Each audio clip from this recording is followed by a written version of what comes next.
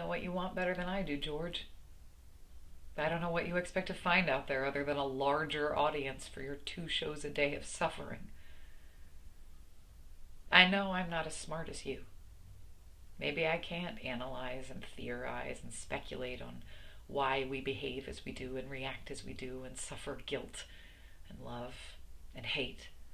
You read all those books, not me. But I do know one thing. I know how I feel.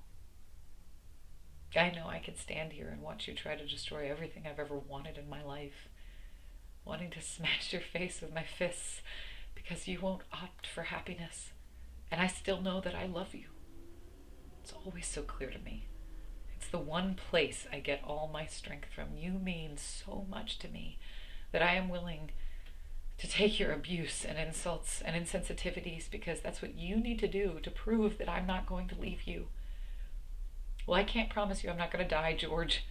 It's asking a little too much, but if you want to test me, you go ahead and test me. You want to leave? Leave. But I'm not the one who's going to walk away. I don't know if I can take it forever, but I can take it tonight. And I can take it next week. Next month, I may be a little shaky, but I'll tell you something, George. No matter what you say about me, I feel so good about myself. Better than I felt when I was frightened to death of New York.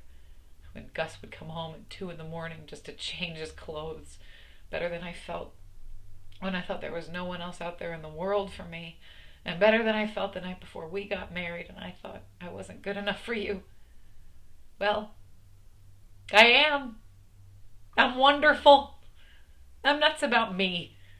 And if you're stupid enough to throw someone sensational like me aside, then you don't deserve as good as you've got. I am sick and tired of running from people and places and relationships, and don't tell me what I want, because I will tell you what I want. I want a home, and I want a family, and I want a career too. I want a dog, and I want a cat, and I want 3 goldfish. I want everything. There's no harm in wanting it, George, because there's not a hell of a chance we're going to get it all anyhow. But if you don't want it, you have even less of a chance than that. Everyone is out there looking for easy answers, and if you don't find it at home, hop into another bed, and maybe you'll come up lucky. Maybe. Well, you'd be just as surprised as me at some of the maybes I've seen out there lately. Well, none of that for me, George. You want me? You fight for me. Because I am fighting like hell for you. I will admit that I do have one fault. One glaring, major, monumental fault. Sometimes I don't know when to stop talking. And for that, I apologize.